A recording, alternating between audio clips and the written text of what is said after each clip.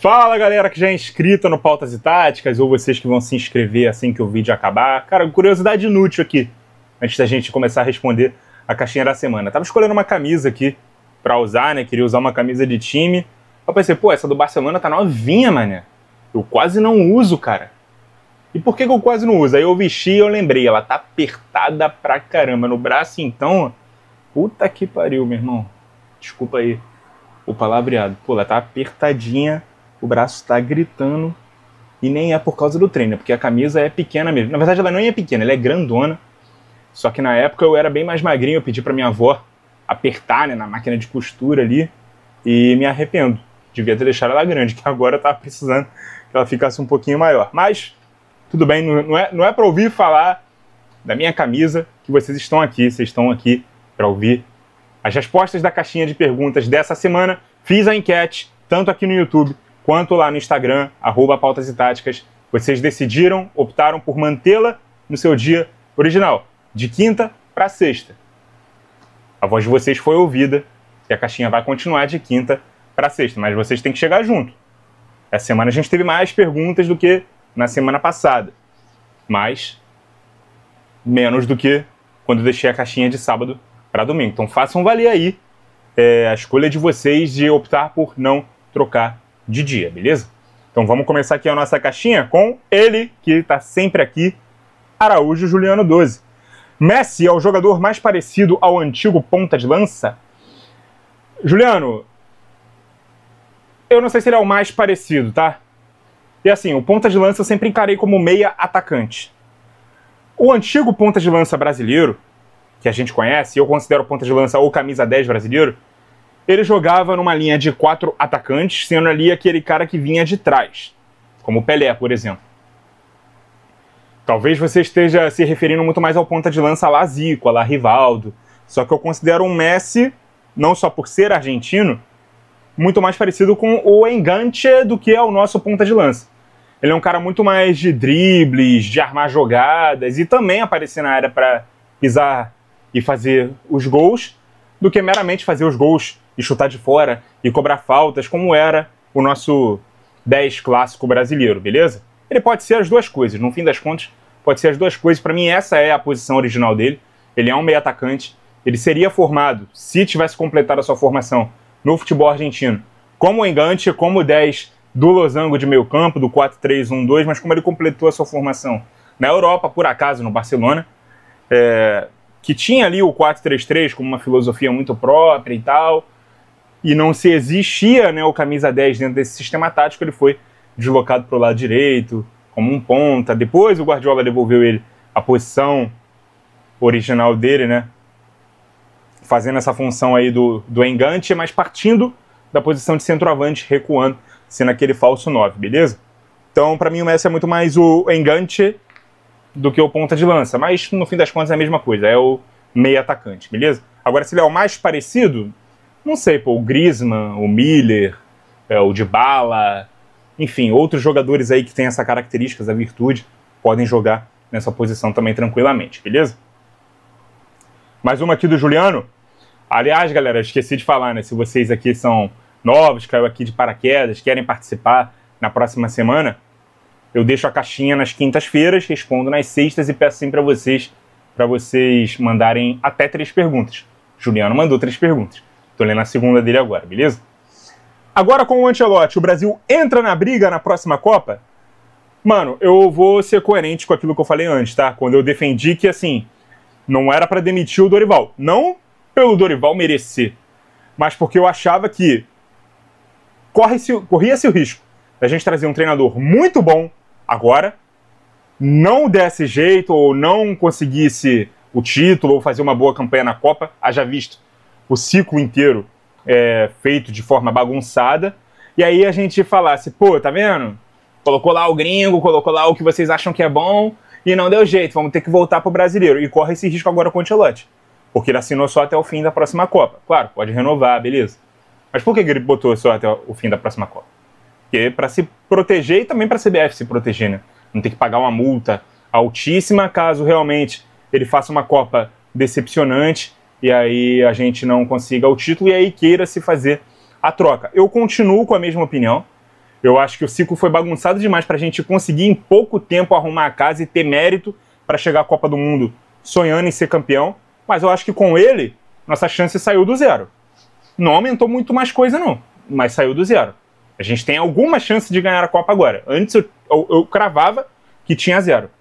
Mas esse alguma chance ainda é menor do que a chance da Argentina, da Espanha, que para mim é a favorita, da França, até da Inglaterra, que para muita gente pode ser motivo de risada e tal, mas a Inglaterra está tendo um trabalho aí a longo prazo.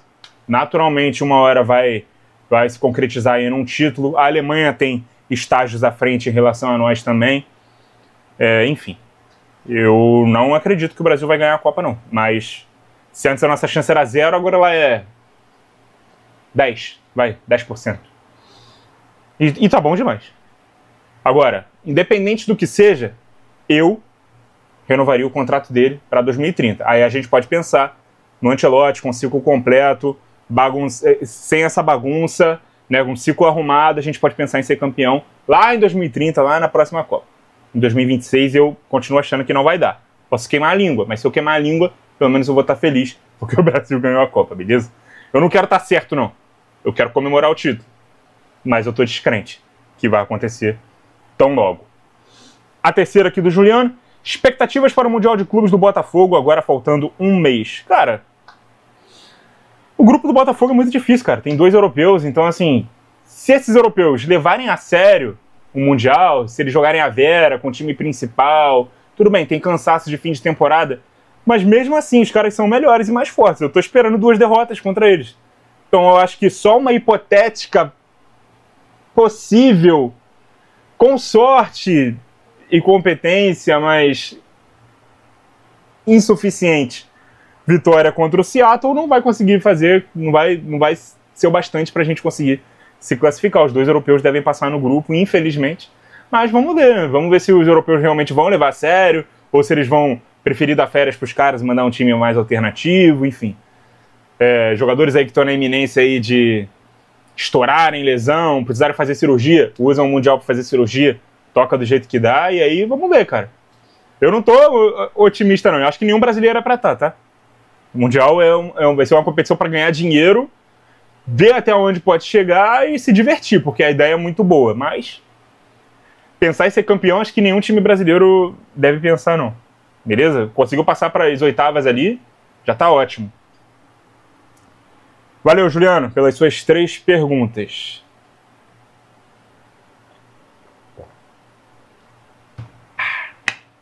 Agora a pergunta do João Destro. João Destro mandou 3, eu acho. Mas tem várias com mais balãozinhos e tem algumas aqui entrelaçadas, para variar, né? Porque semana passada também foi assim. Mas vamos tentar se achar aqui nas perguntas do João Destro. Será que é só aqui no Brasil que balizamos a grandeza de um clube somente por títulos? Na Inglaterra o Arsenal é top 3, mesmo sem Champions. E na Argentina o Estudiantes não é parte dos 5 grandes. Bom, vamos lá. Não sei se é só aqui, tá? E eu sou brasileiro e não balizo só por títulos. Mas eu sei que a maioria das pessoas faz isso. Na Inglaterra, por exemplo, o Arsenal não tem Champions, o Nottingham Forest tem 2, e não existe debate que o Arsenal é maior que o Nottingham Forest. Na Argentina, eu acho que tem mais uma questão política, né? De serem os clubes, os 5 clubes, né, que meio que fundaram o campeonato, alguma coisa assim. Se vocês puderem me explicar melhor, vocês podem explicar, mas eu sei que tem uma questão política em relação a isso, né?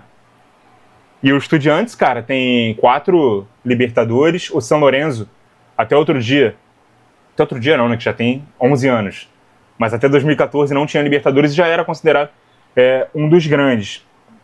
Então, cara, pode ser em relação à torcida, pode ser em relação a títulos nacionais e não necessariamente internacionais. Cada um vai ter o seu critério para definir quais são os maiores. Mas eu acho uma verdadeira bobagem isso aí, cara. De ficar, ai, meu time é maior que o seu, ai, meu time tem isso e o seu não tem isso. Tá bom, mas o futebol vai continuar existindo. E aí, quando um time superar o outro em título, ele automaticamente ficou maior. E toda a história que esse outro time tem, ela é jogada para debaixo do tapete. Então eu acho uma besteira tremenda.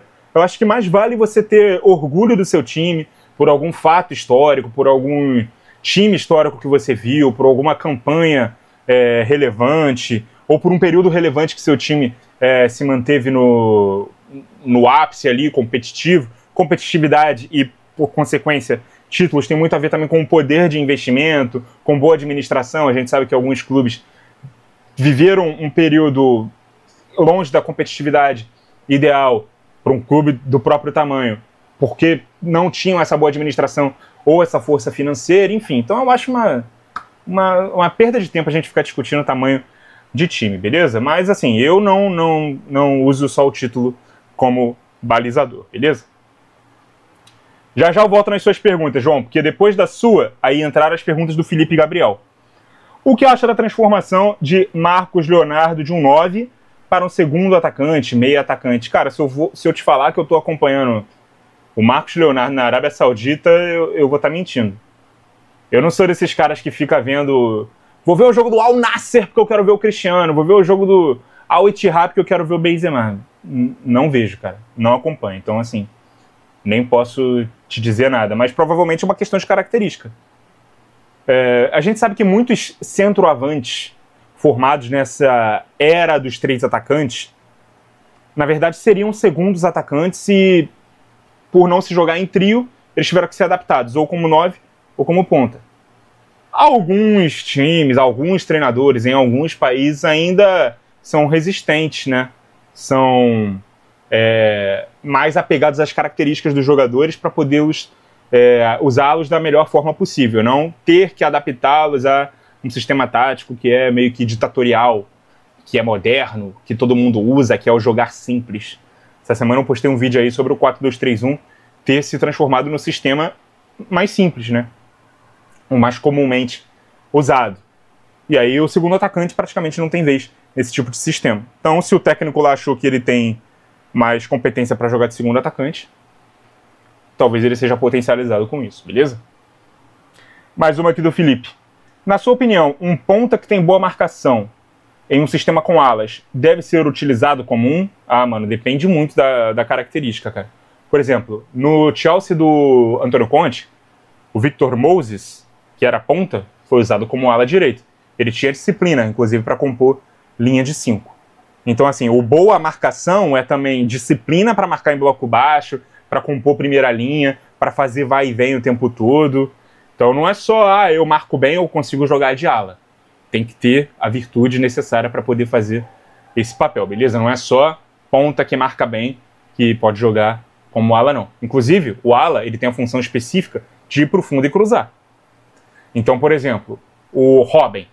O Robben era um ponta direita, canhoto, marcava bem, tinha uma disciplina necessária, mas se jogasse ele como ala, ele não ia render, porque ele não marcava até a linha de fundo, ele compunha a segunda linha de 4.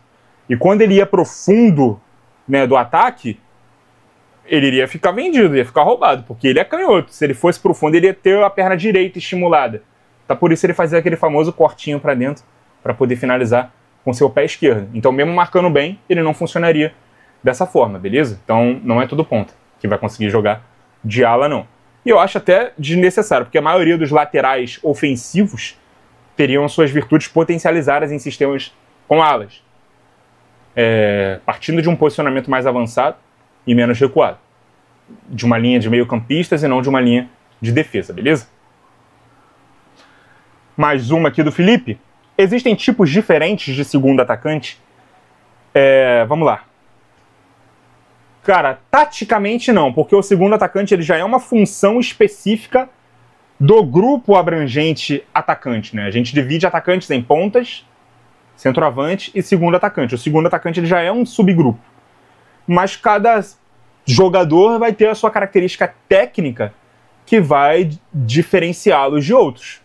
Por exemplo, existe o segundo atacante que flutua mais por trás do 9, e às vezes até um meia atacante pode fazer essa função. O trequartista, que é como é o 10 italiano, muito mais segundo atacante do que meio campista, faz muito bem essa função. Estamos falando aqui de nomes como Totti, como Del Piero, como Roberto Baggio, né? Eu citei aqui Thomas Müller e Griezmann naquela primeira pergunta sobre o Messi ser mais semelhante ao ponta de lança. Miller e Griezmann são esse tipo de segundo atacante que podem jogar por trás, flutuando por trás do 9. E existe o Savarino no Botafogo, por exemplo. Ele muitas vezes é confundido como um meio atacante, ele é segundo atacante. Mas ele faz esse papel, né, de flutuar por trás do 9, vir buscar a bola mais nos pés dos volantes, mas partindo da dupla de ataque, não de uma posição por trás do 9. Beleza? Ele flutua por trás do 9, mas não é meio atacante. Porém, qualquer meio atacante pode fazer essa função. Maradona, na Copa de 86, fez. Beleza? E existe o segundo atacante que ele é mais... que ele não flutua por trás do 9, mas ele cai mais para um dos lados. Ataca ali o meio espaço, Gabigol, por exemplo. Júnior Santos no Botafogo, que era a ponta direita. Ele foi deslocado aí para essa função. E aí os pontas eles podem ser segundos atacantes jogando nesse papel, com essa função. Só que assim, como eu disse, o segundo atacante ele não se divide nisso. Não tem um subgrupo do subgrupo de segundos atacantes. Aí é muito mais a virtude do jogador em especial, beleza? É mais uma questão técnica do que tática. Valeu, Felipe. Vamos agora voltar para as perguntas do João Destro.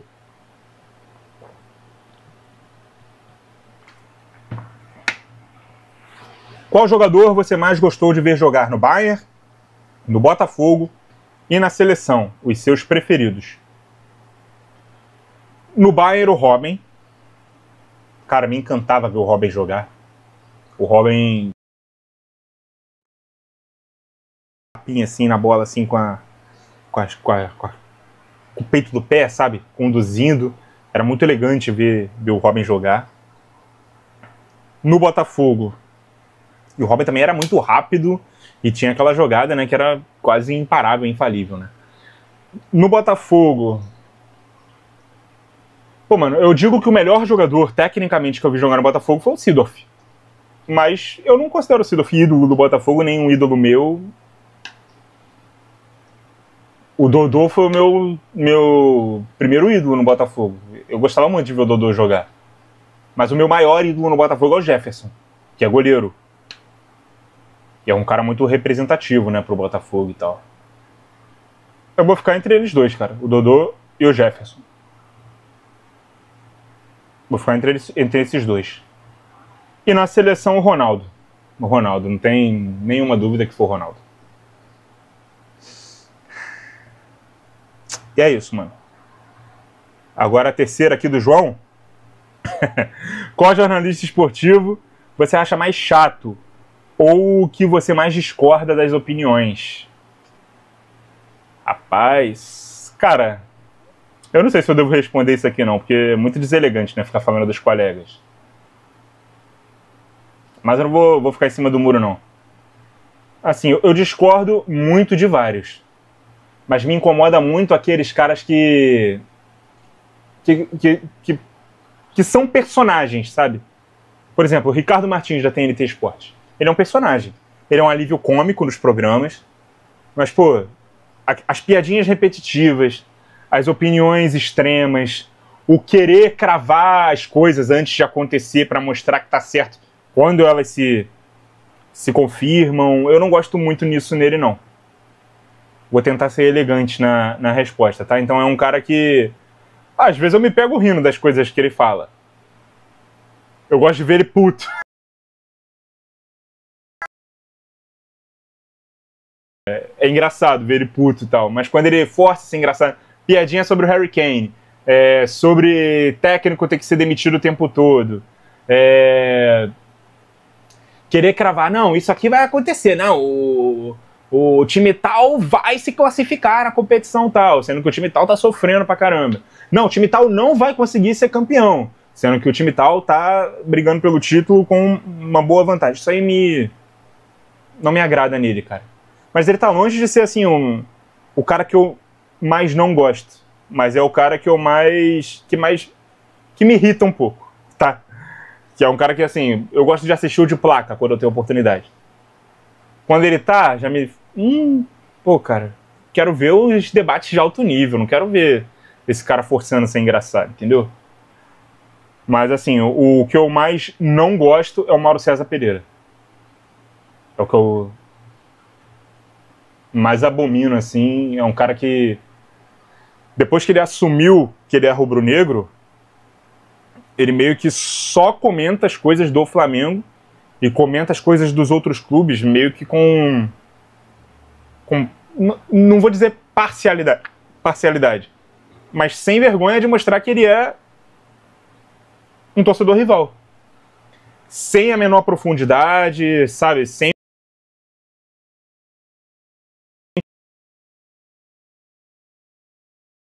Entendeu? E isso me incomoda, porque eu gostava muito dele.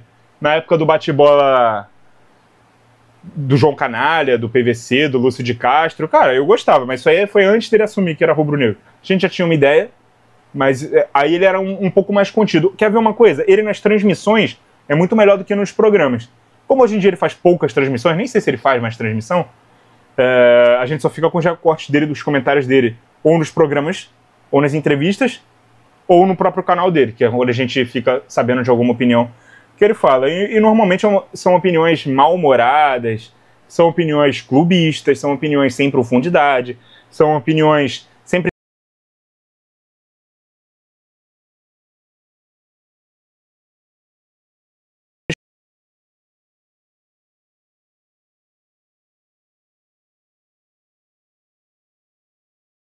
possível com os colegas.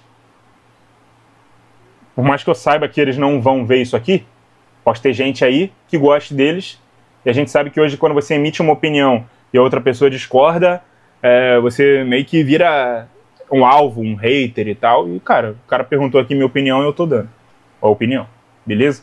É isso. Valeu, João. Valeu, João Destro, que agora vem o João Victors. É verdade que o Brasil de 70, 82, 94, 2002 jogavam de forma bem diferente, estilo diferente? Cara, eu fui no privado aqui do João Victors para entender o que ele quis dizer com esse diferente. Se era diferente de hoje em dia ou se essas seleções jogavam diferente entre si. Ele me perguntou se eram diferentes entre si.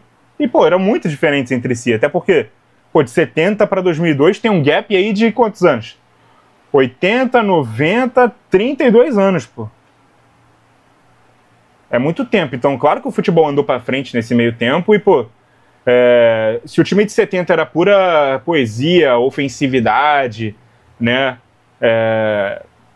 Trocas táticas, maneiras ali que o Zagallo achou de posicionar os camisas 10 num time viável, e isso acho que já nos anos 80 já não seria viável. Aí nos anos 80, né, na seleção de 82, você não tinha dois pontas, você não tinha segundo atacante, você tinha um ponta na esquerda, que era o Éder Aleixo, você tinha um centroavante, que era o Serginho, e a ponta direita tinha que ficar se revezando ali os dois meias, né? Ou o Zico ou o Sócrates, ficava um time desequilibrado. Em 94 já era um time mais contido, mais preparado para defender duas linhas de quatro, com papel de recomposição, você abriu mão do 10, que você tinha tanto em 70 quanto em 82. Aí em 2002 já 3 zagueiros, alas, 2 volantes de contenção e o trio de R's ali na frente para decidir o jogo. Então são 4 times aí muito diferentes entre si. Para quem gosta de falar que a gente ganhou sendo o futebol brasileiro e tal. Tecnicamente ou taticamente falando? Porque taticamente, o que é o futebol brasileiro? O que são os esquemas táticos brasileiros? O que são a forma da identidade brasileira de jogar? Não tem uma única forma. Pelo menos não nas Copas que a gente ganhou, beleza? A segunda do João Victor, você mandou só 2, João? Não, mandou 3, depois ele mandou mais uma. Como você definiria as principais escolas mundiais em uma palavra? Cara, vou usar a palavra que você usou na pergunta anterior. Diferentes. São muito diferentes, né? E hoje em dia, quase extintas. Hoje em dia, o futebol globalizou. Não de uma forma que você tenha uma forma única para se jogar no mundo inteiro. Mas o globalizado do futebol hoje em dia é que aquele estereótipo que a gente só via no futebol italiano, ele pode surgir em qualquer país. O que só surgia no futebol brasileiro, idem. Só no futebol argentino, idem. Só no futebol espanhol, só no futebol francês, só no futebol alemão, só no futebol inglês. Está instaurado em todas as nações. Qualquer país pode formar jogador de qualquer característica, pode jogar com um time de qualquer característica. Se antes a gente falava que se jogava a moda espanhola, a moda italiana, a moda brasileira, hoje você fala o estilo de jogo em si. você joga posicional, você joga funcional, se você joga marcando em bloco baixo, se você joga marcando alto, gegenpressing, se você joga mantendo a posse de bola, se você joga, né, no contra-ataque, se você joga com transições mais rápidas. Você fala sobre o estilo em si, não sobre a escola de tal país, beleza? Mas as escolas eram muito diferentes, só que hoje em dia elas praticamente nem existem mais. Quando chegar a hora aí da sua terceira pergunta, eu leio, João.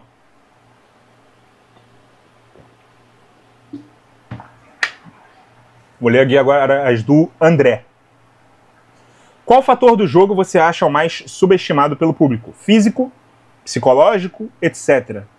Acho que é o psicológico mesmo. As pessoas hoje não se dão conta de quão importante é o fator psicológico, o fator mental dentro de uma partida. Você pode ver que às vezes um time toma o gol, sente o gol, para de correr, para de jogar, para de se impor, chama o adversário para o próprio campo, o adversário também se sente incentivado, se sente mais confiante na partida, porque conseguiu chegar ao seu primeiro gol no jogo. E, cara, isso tudo são os fatores psicológicos. Às vezes um time toma gol e abaixa a cabeça, o outro faz o gol e, opa, começa a correr o que não estava correndo antes, o que não estava conseguindo fazer.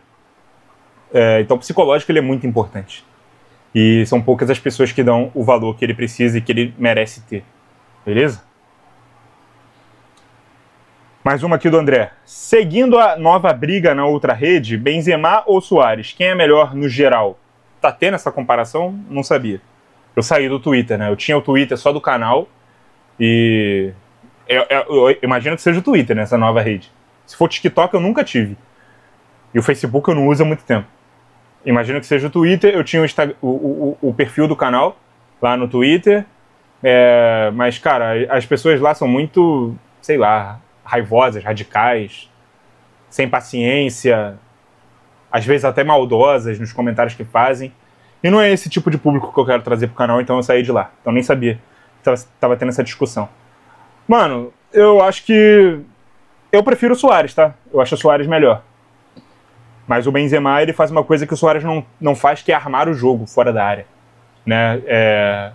E se dedicar um pouco mais também na marcação, correndo para trás. O Suárez ele pode ajudar mordendo na frente, mordendo aqui com o Fernando trocadilho.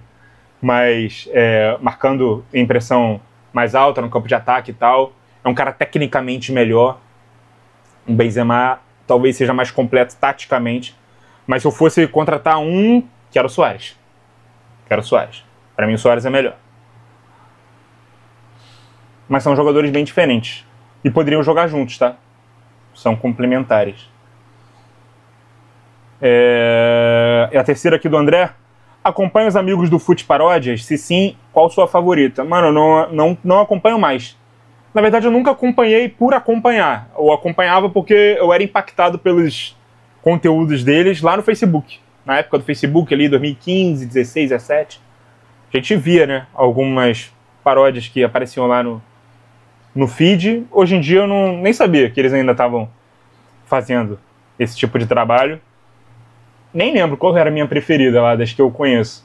Eu lembro uma do Corinthians, do Drogba, quando o Drogba não veio, que eu gostei. E teve uma... Cara, eu não lembro qual era o tema, mas a música era aquela música do Wesley Safadão. Na época que ele tava estouradaço, bombadaço. Pra você ver como tem tempo que eu não acompanho.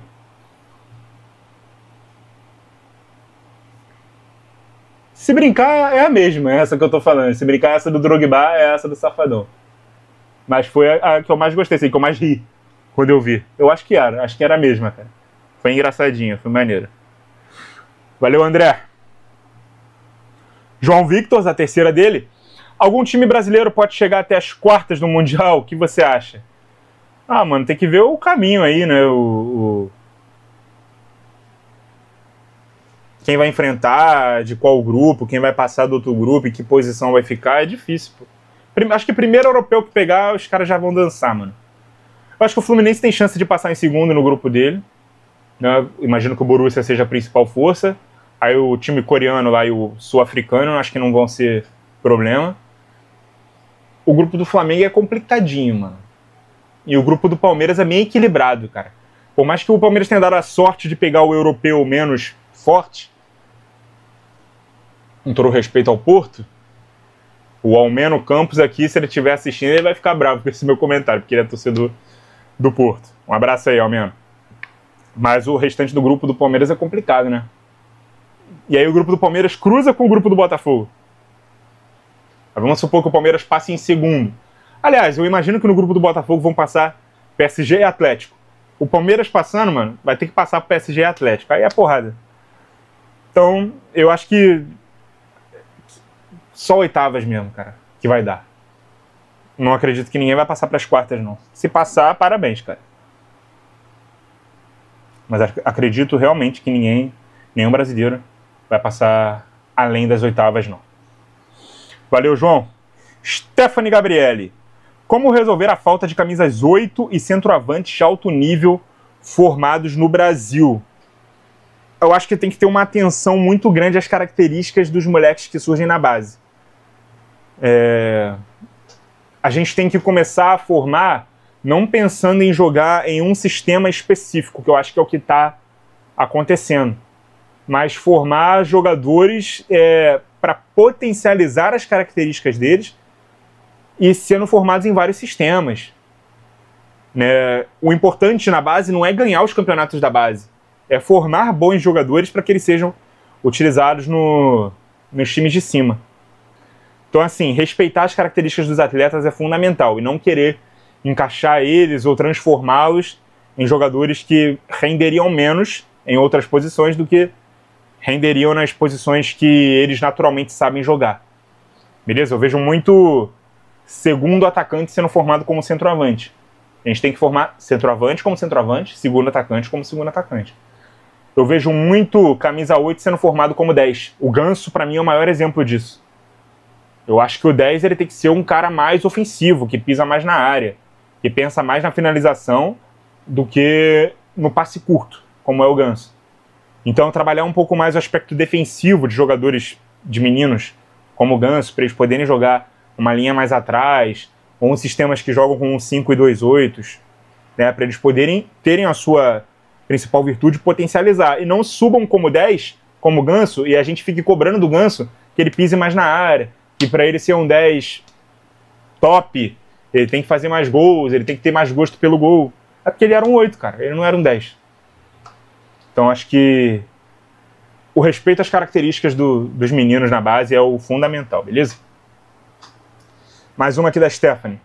Você acha possível encaixar Rafinha, Rodrigo, Vinícius e talvez Neymar em um coletivo coeso? Eu acho, Stephanie. Inclusive eu fiz um vídeo sugerindo um 4-1-3-2. Né, com um segundo volante, né, na frente do primeiro. Aí pela direita o Rodrigo, pela esquerda o Vini. Pode ser o Rodrigo ou o Rafinha aqui, né? Que aí na frente eles poderiam até trocar. Mas se o Rodrigo jogar aqui, o Rafinha numa linha mais à frente, ou o contrário, e o Neymar aqui nessa segunda linha aí também, eu acho que ficariam todos muito bem encaixados. E por que eu penso nisso? Porque eu penso também nesses dois, né, o Neymar e o... Vamos supor que é o Rodrigo na frente e o Rafinha aqui. No momento que esse segundo volante recuar para iniciar as jogadas, a jogada, por exemplo, na direita, o Rodrigo volta. Vou pegar a prancheta, que é melhor do que fazer com a mão. Às vezes eu esqueço que eu tenho a prancheta, cara. É melhor do que eu fazer com a mão. Vai ficar melhor ilustrado. Tá dando pra ver? Deixa eu ver. Tá dando, né? Vamos supor que esse cara aqui é o Rafinha, esse é o Rodrigo, esse é o Neymar e esse é o Vini, tá? Aí numa saída de bola, uma saída de 3. Vamos supor que esse segundo volante aqui recue por aqui. Quando ele sai daqui, o Rodrigo recua. Ele vai arrastar um zagueiro, vai abrir um buraco aqui e o Rafinha pode atacar. E esse lateral ataca no corredor. Esse outro lateral apoia aqui por dentro. Eu acho que é uma variação interessante. E do outro lado a mesma coisa, tá?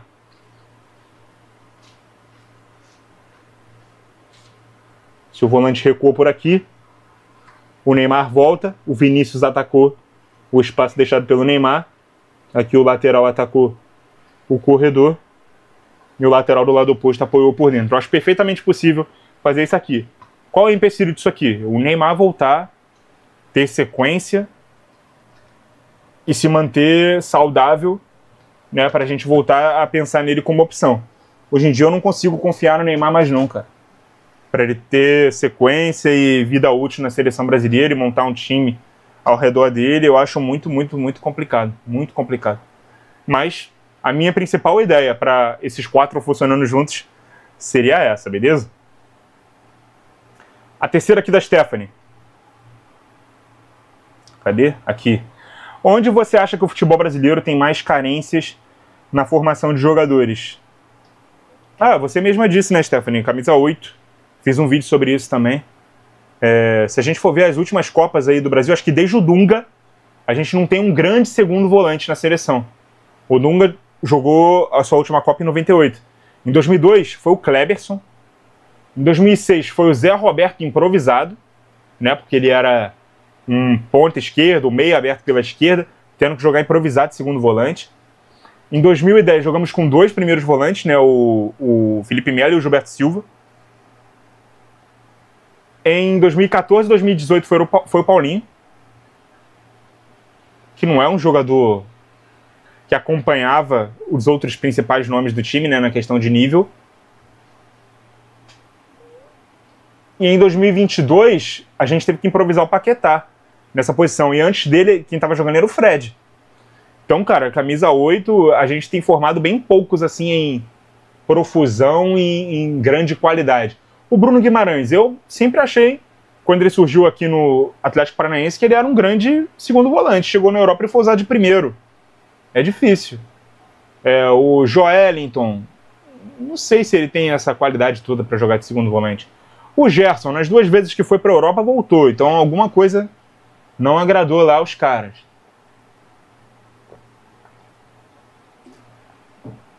O Arthur, que a gente esperava que fosse ser sensacional. O Arthur, ex-Grêmio, jogou no Barcelona. Não conseguiu virar tudo que a gente esperava dele. O próprio Ganso foi formado erradamente como 10, mas era um 8, por essência. Renato Augusto, as lesões atrapalharam muito ele, né, quando ele jogou lá no Bayer Leverkusen. Então, mano, Ramires, muitas vezes jogando também aberto, prejudicou ele, mas seria um bom nome, né, pra gente ter por aqui. Hernanes, muitas vezes usado também como 10, erradamente, era para ser aproveitado mais como segundo volante. Enfim, eu acho que o Renato também, o Renato jogou no Santos, jogou no Botafogo, jogou no Sevilha durante muito tempo. Nunca chegou a ser esse cara de máximo nível. Juninho Pernambucano era muito mais o meia armador, que jogava na linha de meias do 4-2-2-2, ou como vértice direito de um losango de meio campo, do que necessariamente de segundo volante. Mas era um meia armador. Mas assim, o 8 brasileiro, né, esse jogador mais completo em todas as fases do campo, que deixa a gente em dúvida de saber se ele é volante ou meia, é o que mais a gente tem dificuldade de formar. Valeu, Stephanie. João P. Gradache. Você acha que o futebol brasileiro está perdendo sua essência? O que é a essência do futebol brasileiro?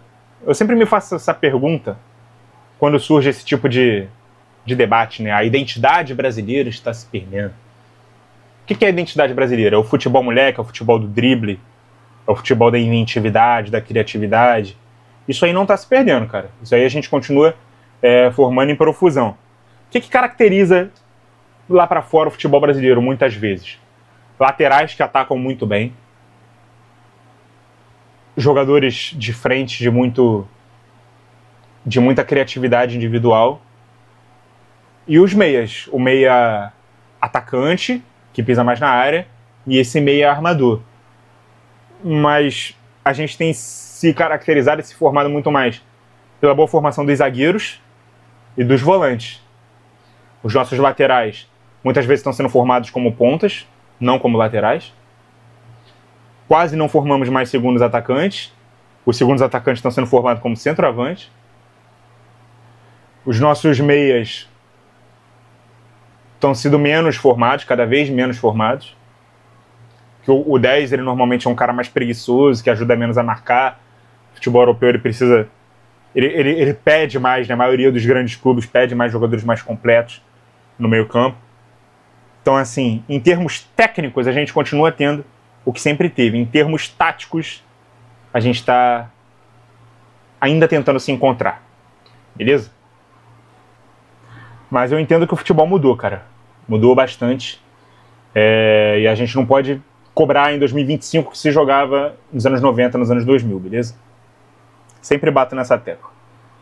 Mas obrigado, João. Gabriel Baltazar. Por que você chama a recomposição do 4-3-3 dos pontas na linha dos meias de 4-1-4-1 ao invés de 4-5-1? Porque 4-5-1 é um sistema e 4-1-4-1 é outro. 4-5-1 é linha de 5. 4-5-1... Vou pegar a prancheta de novo.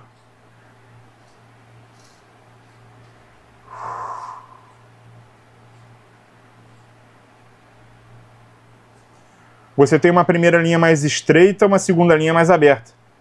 Mas você tem uma linha de 5 na frente de uma linha de 4. Isso aqui é 4-5-1. 4-1-4-1, você enxerga duas linhas de 4. E a primeira linha não é tão estreita. 4-1-4-1. O campo é dividido em 4 faixas e não em 3, como é no 4-5-1. Então são dois sistemas diferentes. Até porque, se eu for chamar o 4-1-4-1 de 4-5-1, o 4-2-3-1 também tem 5 no meio campo. Por que você chama de 4-2-3-1 e não de 4-5-1? Então, os sistemas são diferentes e por isso tem nomenclaturas diferentes, beleza? É a mesma coisa que você me perguntasse por que você chama o 4-1-4-1 assim e não de 4-3-3? Porque isso aqui é 4-1-4-1. Isso aqui é 4-3-3. Não é a mesma coisa. Não é o mesmo sistema. Beleza? E outra, o 4-1-4-1 está longe de ser só a recomposição dos pontas na segunda linha de 4, tá? O 4-1-4-1 pode ser um sistema base em que o ponta nem é ponta, é só um meia aberto. Ele nunca pisa na linha dos atacantes. Então, também por isso são sistemas diferentes, beleza? Mais uma aqui do Gabriel. Maradona era mais articulador como meia atacante argentino ou mais goleador como meia atacante brasileiro? Era o engante. Ele era mais articulador, mas era muito mais drible do que passe.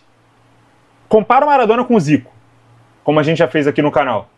Eles são contemporâneos, tá? Eles tiveram o auge de suas carreiras nos anos 80. Você vai ver que o Zico tem muito mais gol do que o Maradona. Mas o Maradona era um cara mais encantador nos dribles, na beleza dos gols que ele fazia. O Zico era um cara de muitos gols, o Maradona era um cara de muitos golaços. Mas numericamente falando, o Zico fazia bem mais gol do que o Maradona. Eu acho que é a principal diferença entre os dois, né?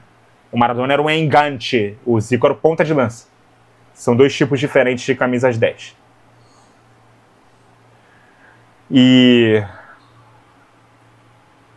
não sei se é a mesma pergunta, vamos ler.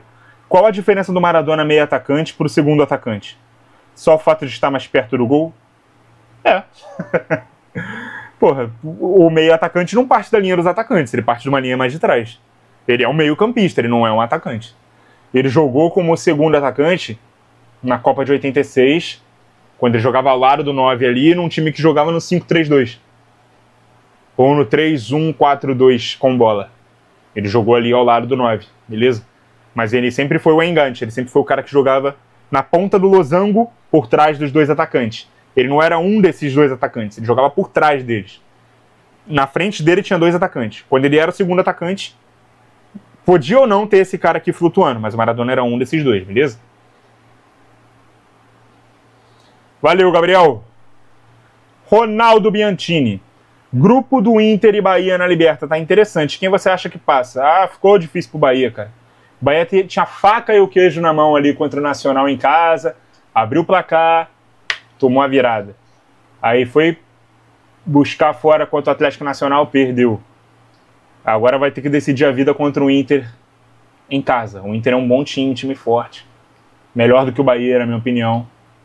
Acho que vai dar Inter. Acho que o Inter classifica, o Bahia vai ter que jogar a Copa Sul-Americana. Mais uma do Ronaldo.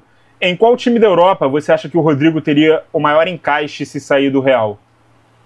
Cara, qualquer time que estiver precisando de ponta ou de meio atacante, ele joga. Qualquer um. Porque ele joga nessas 3 posições, né, no caso. Ele joga na ponta direita, na ponta esquerda e de meio atacante. Por exemplo, eu gostaria dele no Bayern. No Bayern ele jogaria de ponta esquerda. Fala-se no City, né, querendo ele. O Guardiola ia brincar de usar ele em diversas posições. Então, são 2 times aí, 2 exemplos de times que ele encaixaria muito bem. E a terceira aqui do Ronaldo, que até então é a última do dia. Qual time da Liberta não brasileiro você acha o mais interessante? Tem chance de algum sair campeão? O Racing, sem dúvida nenhuma, cara. O Racing me impressionou demais, principalmente na organização defensiva deles, na coordenação, como eles são bem treinados para correr e recompor, todo mundo junto. Muito, muito, muito bem treinado o time do Racing. Me impressionou muito. Desde o ano passado, tá? Desde a reta final ali da Sula, a final contra o Cruzeiro. Aí esse ano tive a oportunidade, infelizmente, de vê-los jogar 2 vezes contra o Botafogo na Recopa e vi o jogo deles contra o Fortaleza no primeiro turno, agora vai ter o do segundo. Como eles amassaram o Fortaleza e como a movimentação deles é muito bem coordenada. Cara, é fantástico. Na América do Sul nunca vi nada igual. Nunca vi nada igual, nem no Brasil, tá? Tem muita chance de ser campeão. Eu diria que entre os não brasileiros é o que tem mais chance de ser campeão. Deixa eu atualizar aqui para ver se tem mais perguntas ou se essa foi a última. Essa foi a última, galera. Então é isso, rapaziada. Olha aí, ó, vocês chegaram junto. Quase 50 minutos aí de vídeo. Tivemos 2, 4, 6, 8, 10, 12, 14, 16, 18, 20, 22, 24, 26 perguntas. Muito obrigado a todo mundo aí que participou. Não sabe como participar? Segue lá o Instagram, @pautas e táticas. Fica atento aos stories. Quintas-feiras, vou deixar lá o story com a caixinha. Você deixa até 3 perguntas. Na sexta-feira eu venho aqui e respondo para vocês, beleza? Muito obrigado a todo mundo que participou, todo mundo que mandou pergunta, a vocês também que acompanharam o vídeo até aqui. Continuem ligados no nosso canal. E até a próxima!